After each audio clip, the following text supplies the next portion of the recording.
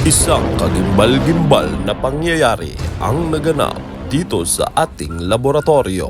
Akala ko may binababang tao, isa pala itong motorsiklo. Dahil di umano, ita daw ay biglang Power off. Sinubukan niya itong i-revive, subalit mukhang lumala pa nga ata. May isang buwan ka talagang mag-i-skip sa pag-inom ng energy drink katulad ng Cobra at Sting para lang sa pambili ng pyesa. Mag-check muna tayo sa kanyang oil. Possible ito ay natuyuan o di kaya na may kulang na ang supply ng kanyang oil. May kalambutan na rin kasi kapag ito ay kinikik, parang wala talaga siyang compression. Kaya ito ang ating unang suspect. Ahoy! Parang prime water lang ang hina ng tulo ng kanyang oil. Kaya ang suspect natin, loose compression ang isang ito. Joke lang ha. Prime water baka naman. Mahina ang tulo sa 13 Martires branch. Try muna nating salinan ng bagong oil Extreme 1. Subukan lamang natin kung gagana ang old method na technique.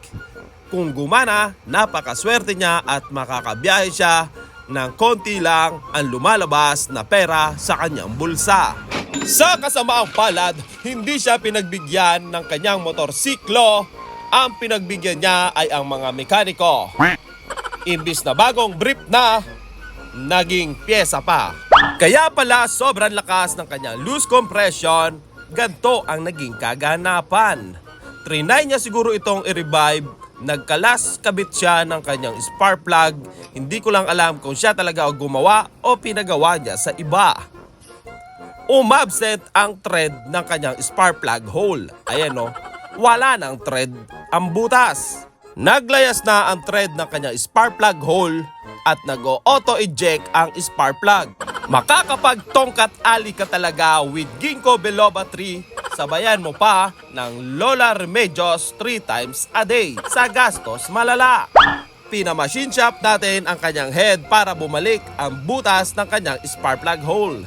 Location natin, Google Map na lang, Kalikutista Laboratory Main at meron din tayong Kalikutista Laboratory 13 Martires Branch. Google Map nyo na lang.